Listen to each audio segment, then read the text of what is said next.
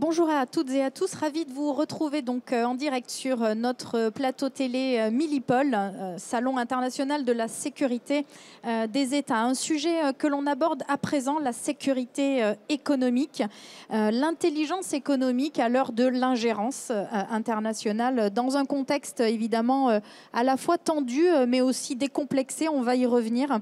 C'est la séquence que je vous propose avec nos deux invités. J'ai le plaisir d'avoir à mes côtés Mayline Camus, merci d'avoir accepté notre invitation et d'être avec nous sur ce plateau. Je rappelle que vous êtes donc présidente fondatrice du cabinet Prisme Intelligence et à mes côtés également le grand plaisir d'accueillir François-Jeanne Bello. François, merci d'avoir accepté notre invitation.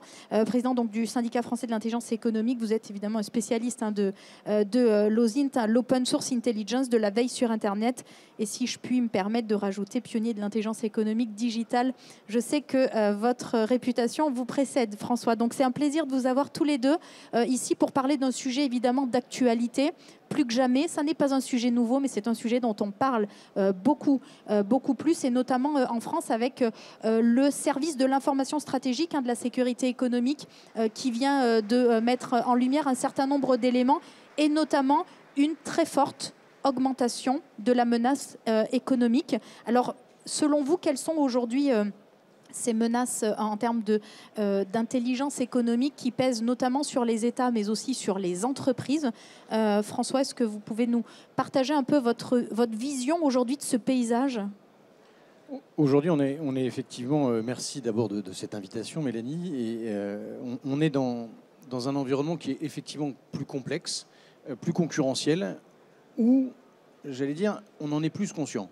Parce que finalement, il y a toujours eu un environnement d'attaque, un environnement de concurrence, mais peut-être un peu plus discret.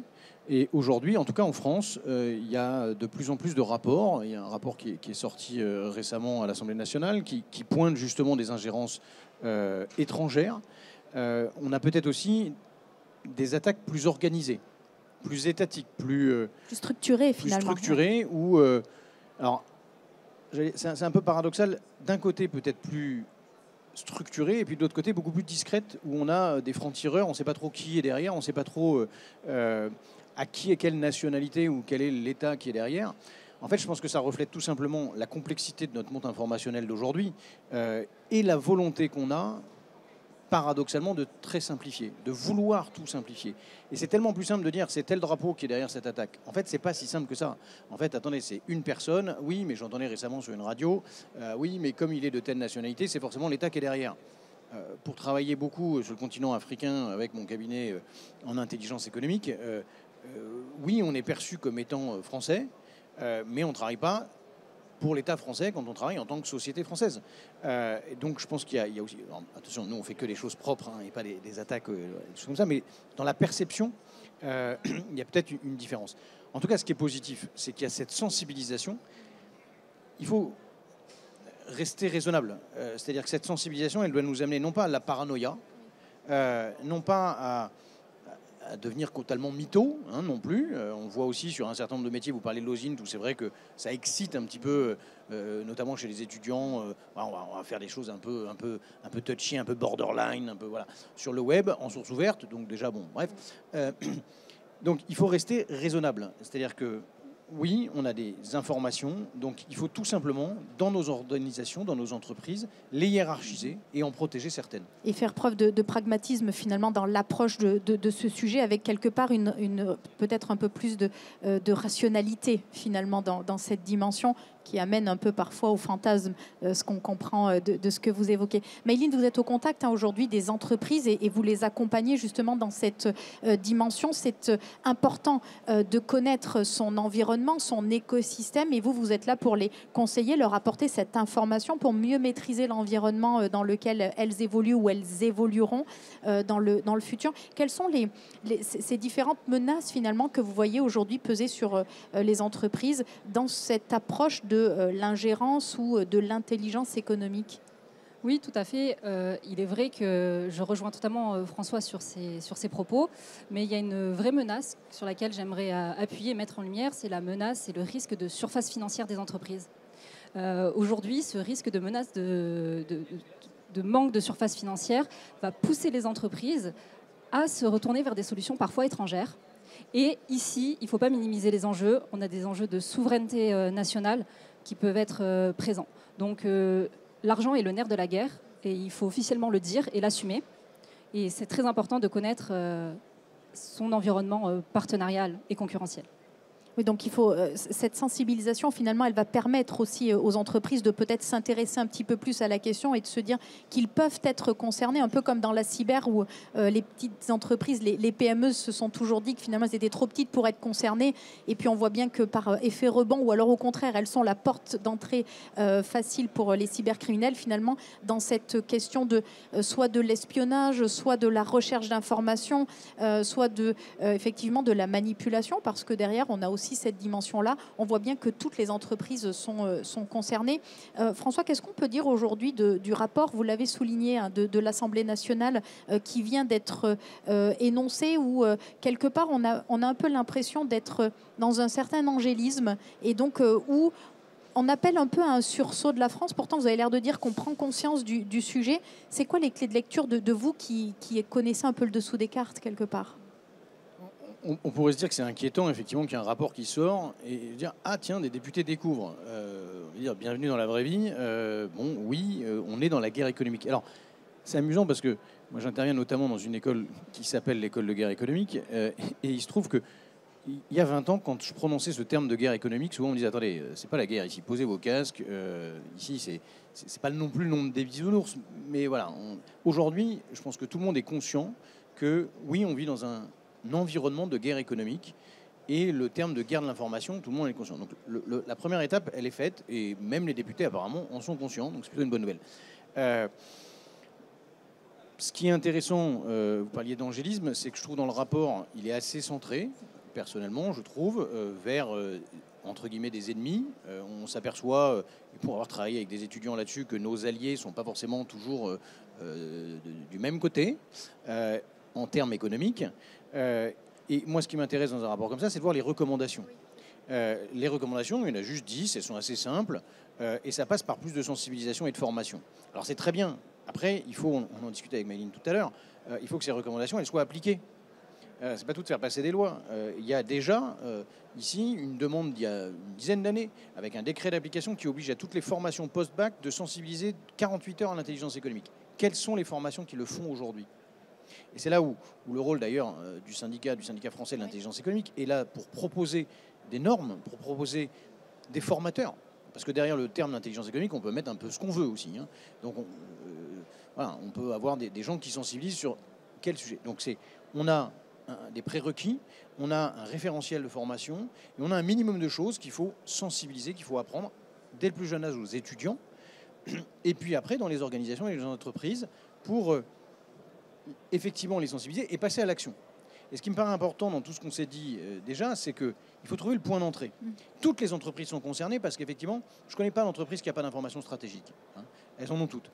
Donc c'est déjà arriver à les sensibiliser. Alors il y en a certaines où on va rentrer par la veille. Tiens, on commence par faire la veille concurrentielle. Ah oui, mais du coup, hop, et on tire la pelote. Il y en a d'autres, c'est par le cyber. Il y en a d'autres, c'est par l'approche financière. Mais voilà, il faut réussir à rentrer dans les organisations pour faire passer ce message qu'il faut connaître, maîtriser son environnement informationnel, et pas juste pour savoir, parce que c'est pas du voyeurisme tout ça, c'est pour action, pour être meilleur, parce que l'objectif d'une entreprise, faut-il le rappeler, c'est de vendre, hein. C'est d'être plus pertinent, d'être plus pérenne, d'être plus efficace et d'être plus rentable. Et tout ça, tout ce dont on parle ici, l'intelligence économique au sens très large, c'est un outil d'aide à la décision qui aide le décideur à être plus pérenne, plus rentable, plus efficace, etc. Vous le disiez, finalement, aujourd'hui, on dispose d'un état des lieux, on a des informations, on connaît quand même un certain nombre de choses. On voit qu'on est dans on passe dans une certaine prise de conscience. Il va falloir continuer à irriguer effectivement les différents secteurs, acteurs. Concrètement, comment on fait pour passer à l'action ? Au niveau de l'État, je ne sais pas. Moi, sinon, je serais fonctionnaire. Aujourd'hui, je suis chef d'entreprise. Je vois en tant qu'entreprise et dans les entreprises que nous accompagnons nos clients, voilà, ce qui passe bien, c'est faire gagner du temps et faire en sorte que nos clients, nos entreprises, grâce à l'intelligence économique, soient plus efficaces. Juste peut-être un point sur les menaces dont on parlait. C'est quoi concrètement qui pèse aujourd'hui et dont on parle dans ce rapport? Est-ce que c'est de l'ingérence? Est-ce que c'est de l'espionnage? À quoi il faut se préparer? Sur quoi il faut être vigilant? Il faut se préparer à tout. Maëlyn parlait du risque financier. Il y a le risque informationnel. Et ce que vous avez dit est, je pense, important. Toutes les entreprises sont concernées. Même une PME dans l'agriculture, une menuiserie. Une attaque informationnelle, on ne s'en remet pas, en fait. On peut ne pas s'en remettre. Donc, il faut être préparé à ça, pour être à l'écoute, pour être en situation de combat, pour entendre déjà l'information et pour la transformer derrière, pour en faire quelque chose et du coup pour ne pas mourir déjà et puis peut-être en profiter et transformer cette crise en opportunité. Toutes les entreprises sont concernées, tous les continents aussi le sont. Vous parliez notamment du continent africain auprès duquel en tous les cas vous êtes très impliqués. Est-ce que cette situation d'intelligence économique ou d'espionnage, etc., est-ce que c'est quelque chose qui touche aujourd'hui l'ensemble des États du monde? Oui, alors c'est amusant parce que souvent on entend en Afrique, on me dit ah oui mais c'est différent parce que nous sur le continent on a moins d'informations, vous souffrez d'infobésité. Il y a autant d'informations partout en fait. Par contre on n'a pas la même culture, on n'a pas la même approche. Il y a qu'à voir d'ailleurs que sur ce salon comment les stands sont organisés par pays ou pas, comment les visiteurs sont organisés par pays ou pas. Il y en a qui ont l'habitude de chasser en meute, d'être plus groupés. On n'a pas la même approche informationnelle, la même approche du renseignement. Et ça c'est important parce que on a une culture. Et nous avons une culture française. Et donc, l'approche française de l'intelligence économique, ce n'est pas l'approche anglo-saxonne. On n'est pas anglais, merci. Et donc, il ne faut pas faire comme les Anglais. Ce n'est pas un jugement de valeur. Mais c'est juste que ce qui fonctionne en Angleterre ne fonctionnera pas en France. Ce qui fonctionne en Chine ne fonctionnera pas forcément en France. Ça ne veut pas dire qu'il faut fermer les yeux. Il faut peut-être s'en inspirer, mais l'adapter. L'information, c'est quelque chose de très personnel.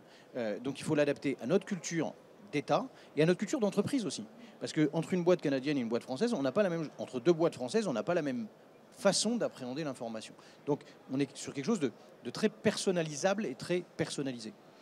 Maëlyn, justement, on parlait du renseignement, on parlait d'approche personnalisée. De par votre expérience, vous avez servi au sein des forces armées, donc vous avez connu le renseignement étatique. Aujourd'hui, vous apportez des conseils dans l'environnement plutôt privé, le monde des entreprises. Comment est-ce que cette expérience, finalement, que vous avez développée au sein des forces françaises notamment, vous permet aujourd'hui d'adresser peut-être différemment, en tous les cas, les conseils que vous délivrez aux entreprises?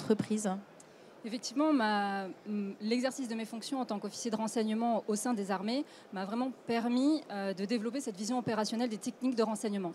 Aujourd'hui, j'adapte cette vision opérationnelle au service des entreprises.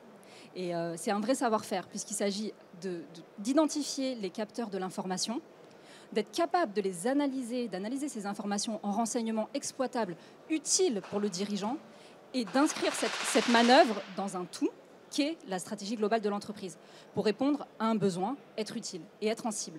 Et finalement, c'est cette vision-là que j'applique désormais dans l'accompagnement aux entreprises. On a beaucoup d'entreprises, évidemment, qui sont aujourd'hui avec nous et puis qui nous suivent en direct et qui pourront accéder, évidemment, à ces informations.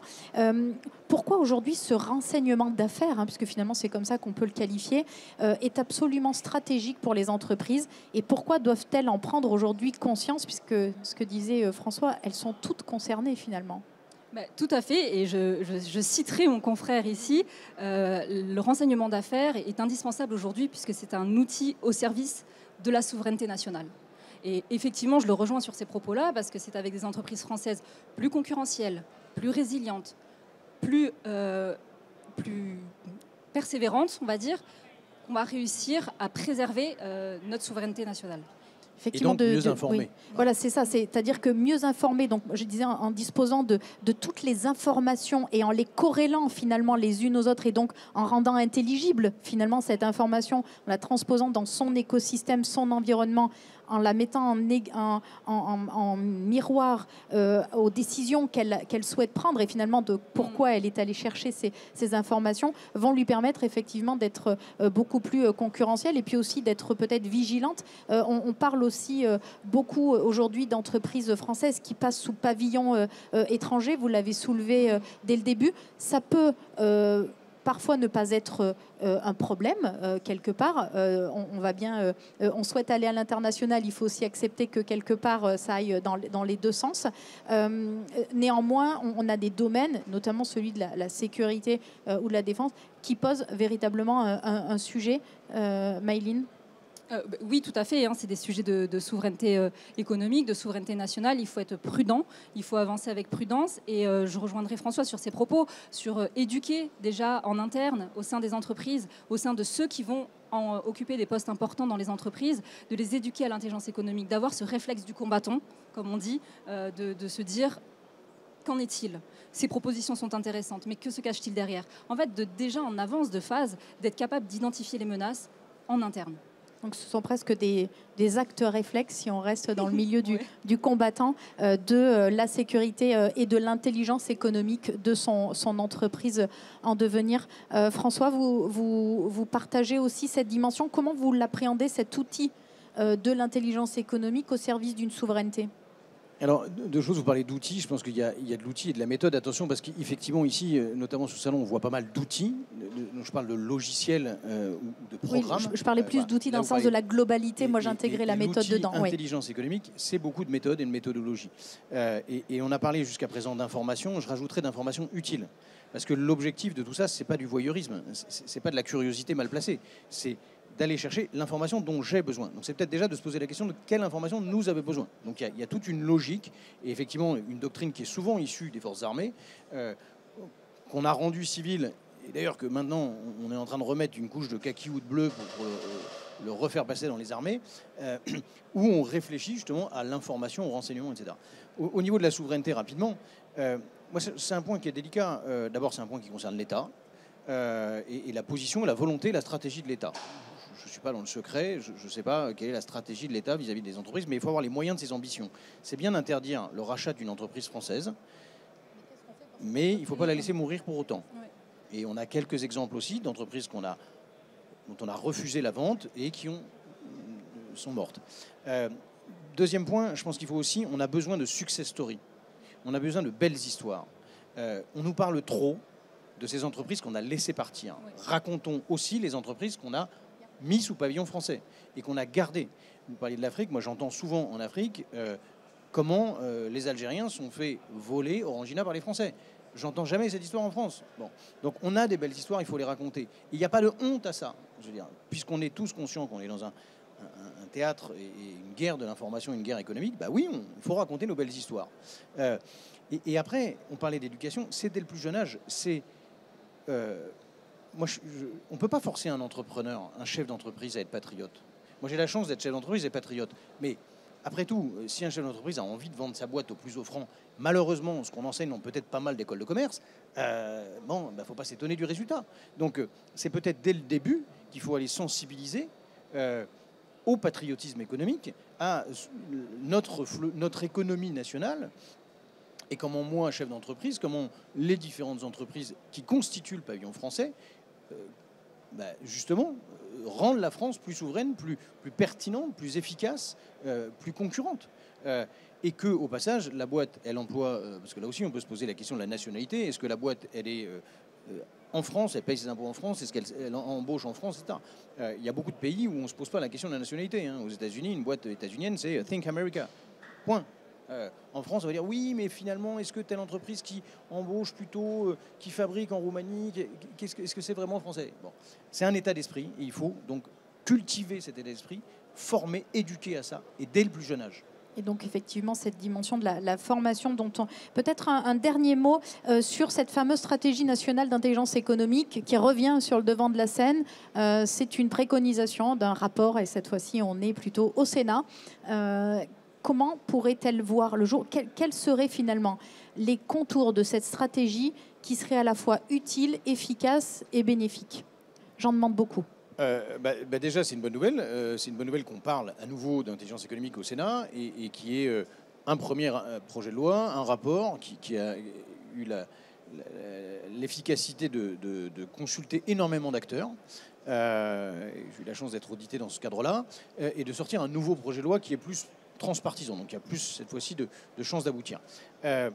Après, c'est l'organisation de l'État sur l'intelligence économique. c'est bien. Il faut d'abord qu'il y ait une stratégie, qu'il y ait une volonté. Voilà, premier point. Et après, c'est peut-être pas oublier les entreprises. C'est-à-dire que comment l'État s'organise dans les régions, dans les ministères, pour mettre en place, pour sensibiliser. Moi, un point qui me paraît important, c'est que l'intelligence économique devienne une spécialité. Aujourd'hui, ça n'est pas une spécialité inscrite ni dans les armées, ni dans l'administration, ni à l'éducation nationale. Donc, c'est un passage. Et dans beaucoup de fonctions publiques, on fait de l'intelligence économique, puis après, on va faire autre chose. Donc, on ne s'y intéresse pas. Si ce n'est pas inscrit comme une spécialité, si ce n'est pas inscrit comme un métier, au référentiel des métiers, à l'éducation nationale, à la formation, etc., et ça, pour le coup, c'est des choses à laquelle je tiens beaucoup en tant que président du syndicat français de l'intelligence économique, pour se battre, pour qu'on soit reconnu comme une spécialité.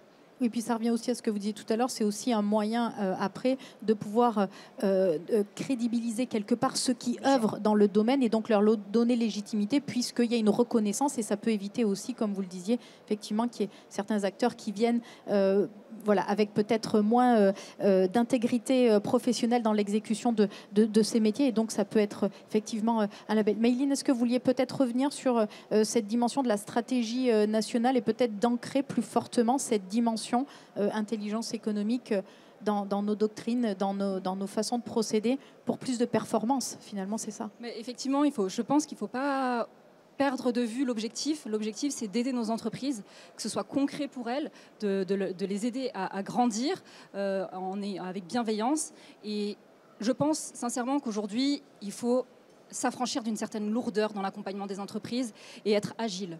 Il faut leur apporter de l'agilité, de l'accompagnement sur mesure, être capable de s'adapter pendant la manœuvre parce qu'une entreprise, elle a des besoins qui sont croissants en permanence, ils varient et pendant l'accompagnement, être capable de s'adapter, d'agir avec elle, de comprendre le besoin. Et ça s'inscrit dans un tout qui est la stratégie globale de l'entreprise. Donc sincèrement, il faut au bout d'un moment être capable d'apporter cette bulle d'air, cette hauteur de vue, ce savoir-faire aux entreprises et aux dirigeants d'entreprise afin qu'ils puissent prendre des décisions éclairées. Et donc, beaucoup de pragmatisme en faveur de la sécurité et de l'intelligence économique. Merci beaucoup, François-Jeanne Bello. Merci, Mayline Camus, d'avoir été avec nous. Bien sûr, l'information continue en direct de Milipol. Merci beaucoup.